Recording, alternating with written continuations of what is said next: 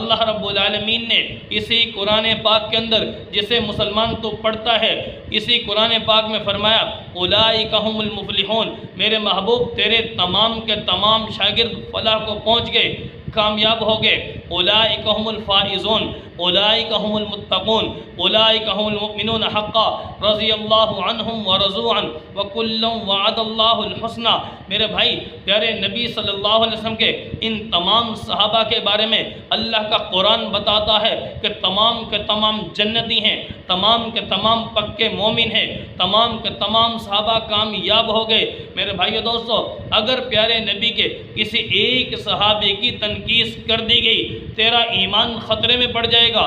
میرے محبوب صلی اللہ علیہ وسلم کے ان صحابہ کے بارے میں اکابرین ایک بڑا پیارا جملہ ارشاد فرماتے ہیں لوگوں، صحابی وہ ہوتا ہے جسے چنتا خدا ہے، چمکاتا مصطفیٰ ہے۔ تو میرے بھائی اگر تو نے یہ کہہ دیا کہ پیارے نبی صلی اللہ علیہ وسلم کے صحابہ نعوذ باللہ پھر گئے، دین سے ہٹ گئے، تو یاد رکھیے سب سے پہلے یہ اعتراض اللہ رب العالمین کے انتخاب پر آئے گا۔ اللہ رب العالمین نے پیارے نبی کے لیے تمام کے تمام صحابہ کو چنا، گویا نعوذ باللہ من ذالک اللہ تعالیٰ کو پتہ نہیں تھا کہ بعد میں یہ بندے پھر جائیں گے۔ اللہ کے چناؤ پر اعتراض۔ دوسری بات، اگر ان کے بارے میں یہ کہا جائے کہ یہ پھر گئے تھے، نعوذ باللہ من ذالک پیارے نبی پر اعتراض آئے گا کہ محبوب تجھ سے، محبوب آپ سے ان کے چمکانے میں کمی رہ گئی، آپ ان کی تربیت نعوذ باللہ نہ کر سکے، جبکہ میرے محبوب صلی اللہ علیہ وسلم اپنے ہر معاملے میں اکمل درجے کی انتہائی کامیابی کو پہنچ چکے تھے۔ تو میرے بھائی دوسری بات یہ ہے، اکابرین یہ بھی فرماتے ہیں کہ میرے محبوب کے شاگردوں کو، میرے محبوب کے صحابہ کو، میرے محبوب کے تربیت یافتہ کو لوگوں تاریخ کے ترازو میں نہ تولو، میرے محبوب کے صحابہ کو قرآن کے اوراق میں تول کے دیکھو۔ قرآن کب نازل ہوا؟ محبوب پر نازل ہوا۔ لوگوں یہ تاریخ کب لکھی گئی؟ یہ بعد کے زمانے کی باتیں ہیں، کئی سو سال بعد جا کے تاریخ لکھی گئی ہے۔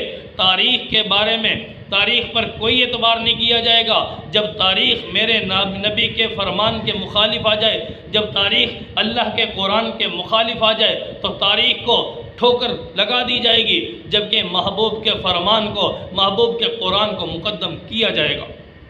تو یاد رکھیے اللہ کا قرآن کہتا ہے وہ تمام کے تمام کامیاب ہو گئے، اللہ نے ان کے لیے جنتی ہونے کا سرٹیفکیٹ قرآن میں دے دیا۔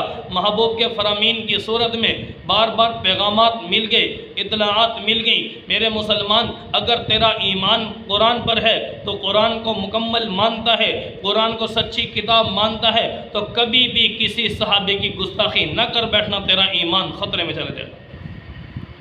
جب اللہ کا قرآن بتا رہا ہے، بھائی قرآن بتا رہا ہے کہ تمام صحابہ کامیاب، اور تاریخ بتا رہی ہے کہ صحابہ کے بارے میں بکواس ہے، تو میرے بھائی بکواس کرتے ہیں یہ لوگ۔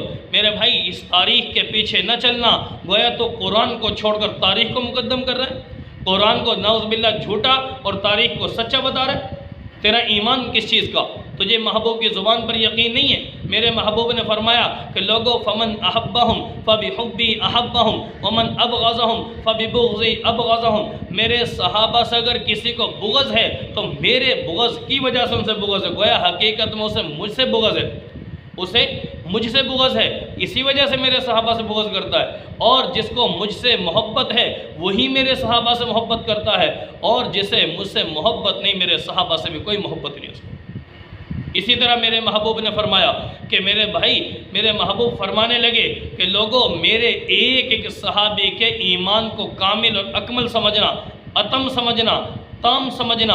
اگر کسی صحابی پر تبرہ کیا گیا، میرے محبوب فرماتے ہیں کہ لوگوں تم پر اللہ کی بھی لعنتیں ہیں، اللہ کے پیغمبر کی بھی لعنتیں ہیں، فرشتوں کی بھی لعنتیں ہیں، جنات کی بھی لعنتیں ہیں، تمام کی تمام مخلوقات کی لعنت اس بندے پر برس پڑیں گی اگر میرے محبوب کے کسی ایک صحابی کی بھی توہین اور گستاخی کی۔